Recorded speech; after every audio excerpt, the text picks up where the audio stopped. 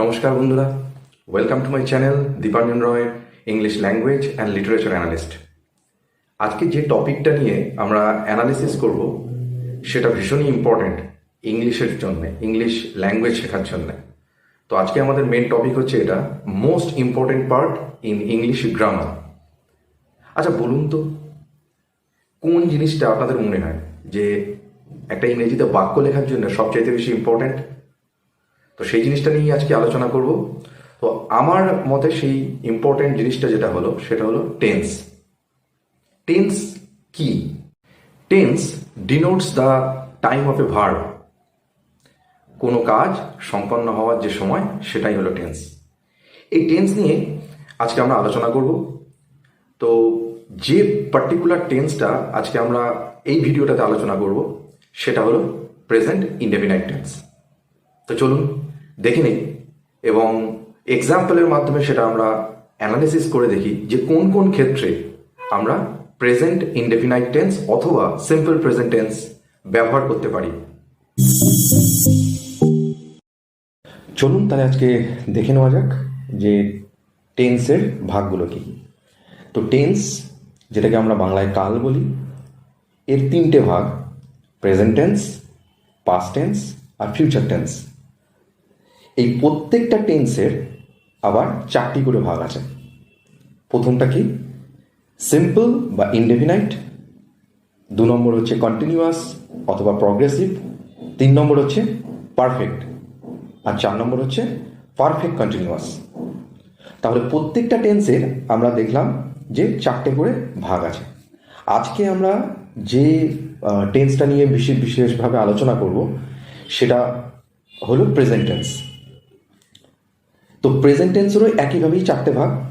সেগুলো হলো কি? Present indefinite, present continuous, present perfect এবং প্রেজেন্ট পারফেক্ট কন্টিনিউয়াস। তো আজকে আমরা বিশেষত প্রেজেন্ট ইনডেফিনাইট বা যেটাকে আমরা বলি সিম্পল প্রেজেন্ট টেন্স সেটা নিয়ে আমরা অ্যানালিসিস করব যে এই টেন্স কোন কোন ক্ষেত্রে আমরা ব্যবহার করতে পারি, কোন কোন জায়গায় আমরা দেখে বুঝতে পারি যে এটা প্রেজেন্ট টেন্স এর আন্ডারে পড়ছে। তো চলুন শুরু করি। প্রেজেন্ট ইনডেফিনাইট টেন্স আমরা আগেই দেখে নিয়েছি যে একটা বাক্য তৈরি করতে গেলে আমরা বা সেন্টেন্স তৈরি করতে গেলে আমরা নর্মালি জানি যে তার একটা সাবজেক্ট লাগে, তারপর ভার্ব লাগে, আর তারপরে অবজেক্ট থাকতেও পারে বা না থাকতেও পারে। তো এটা একটা সিম্পল ফর্মুলা। এই ফর্মুলাটাকে যদি মনে রাখা যায় তাহলে আমার মনে হয় না যে টেন্সের এই সেন্টেন্স কনস্ট্রাকশনে কোনো ভুল হতে পারে।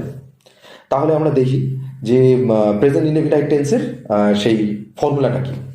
প্রথমে বসে সাবজেক্ট বা যেটাকে আমরা বাংলায় কর্তা বলি, আর তারপর ভার্ব বসে এবং ভার্বের অবশ্যই প্রেজেন্ট ফর্ম বসে।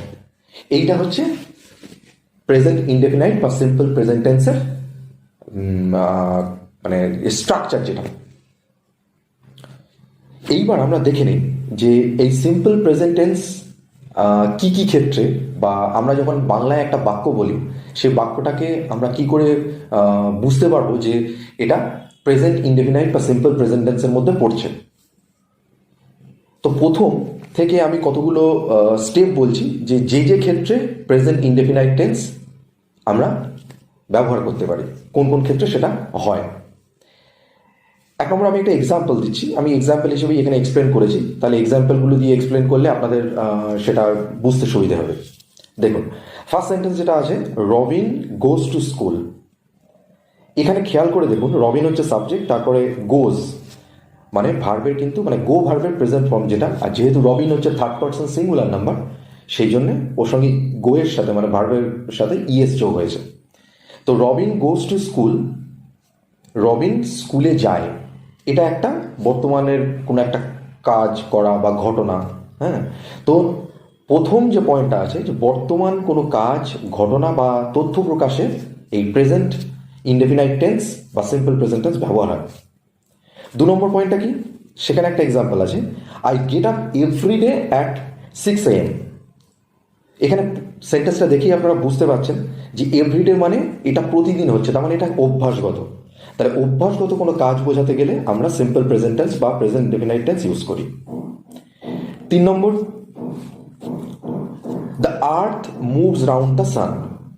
পৃথিবী সূর্যের চারিদিকে ঘোরে। এটা একটা চিরন্তন সত্য। আমরা যবে থেকে পৃথিবী সৃষ্টি হয়েছে জানি, এবং এখনো পর্যন্ত এটাই আমরা জানি যে পৃথিবী সূর্যের চারিদিকে ঘোরে। এটা একটা ইউনিভার্সাল ট্রুথ বা চিরন্তন সত্য।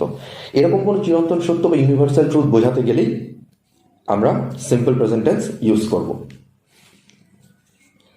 4 নম্বর, ইম্পারেটিভ সেন্টেন্স মানে আদেশ বা অনুরোধমূলক বাক্যের ক্ষেত্রে আমরা ব্যবহার করতে পারি। এক্সাম্পল কি? যেমন বলতে পারি don't run in the sun, মানে এটা একটা অ্যাডভাইস হতে পারে বা আদেশও হতে পারে যে রোদে দৌড়িও না। তো এই ধরনের বাক্য যখন আমরা লিখবো সেটা অবশ্যই সিম্পল প্রেজেন্ট টেন্সেই হবে। এরপরের এক্সাম্পলটা কি? Here comes the bus. দেখুন লাস্টে একটা বিস্ময়বোধক চিহ্ন বা এক্সক্লামেটরি মার্ক একটা রয়েছে, এক্সক্লামেশন রয়েছে এখানে। তো এটা একটা আবেগসূচক বাক্য। এই আবেগসূচক বাক্য বা এক্সক্লামেটরি সেন্টেন্স যেগুলো, সেক্ষেত্রে আমরা এই সিম্পল প্রেজেন্ট টেন্স বা প্রেজেন্ট ইনডেফিনাইট টেন্স ব্যবহার করি। এরপরের যে বাক্যটা রয়েছে দেখুন, Keats says a thing of beauty is a joy forever. এটা একটা কোটেশন। তো এই উদ্ধৃতিমূলক যে বাক্য, সেইটার ব্যবহারের ক্ষেত্রেও কিন্তু আমরা প্রেজেন্ট মানে সিম্পল প্রেজেন্ট টেন্সই ব্যবহার করি।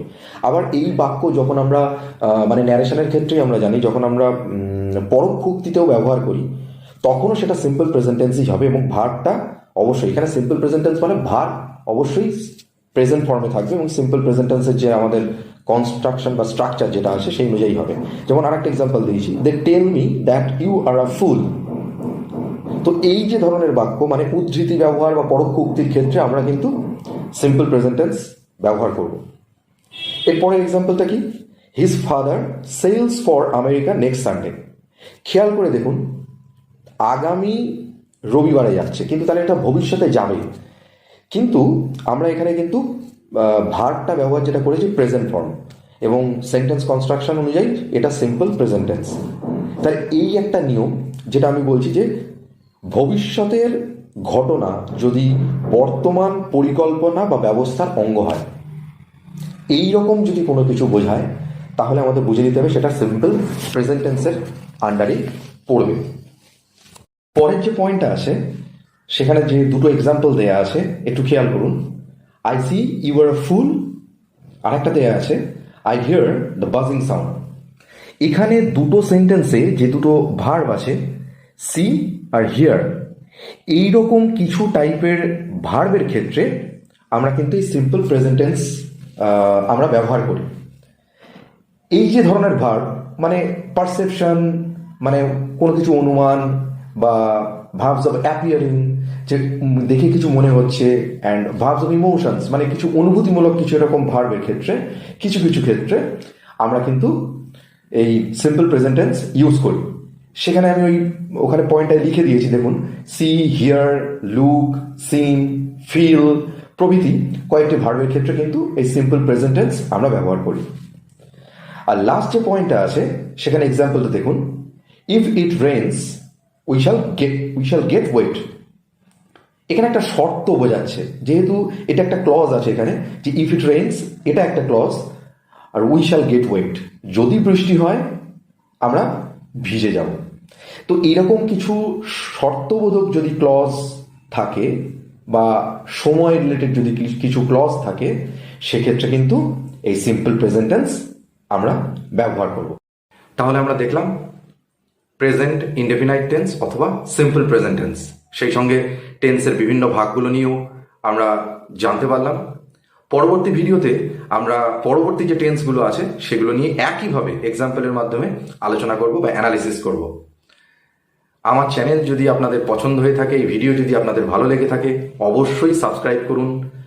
তার পাশে যে বেল আইকন আছে সেটাকে প্রেস করুন, তাহলে আপনাদের কাছে নোটিফিকেশন যাবে। পরবর্তী নতুন ভিডিও আপলোড হলে আপনারা অবশ্যই জানতে পারবেন। লাইক করুন, কমেন্ট করে অবশ্যই জানান যে আমার এই ভিডিও কেমন লাগছে। কোনো যদি ভুল ত্রুটি থেকে থাকে সেগুলো অবশ্যই জানাবেন। নতুন করে যদি কোনো ভিডিও আপলোড করার থাকে সেটা আমায় অবশ্যই জানাবেন। আমি চেষ্টা করব আপনাদের সেই অনুরোধ রাখার। তো আজকে এখানেই শেষ করছি, নতুন ভিডিও নিয়ে আবার আসবো। আজকের মতো বিদায়, সবাই সুস্থ থাকবেন, ভালো থাকবেন, নমস্কার।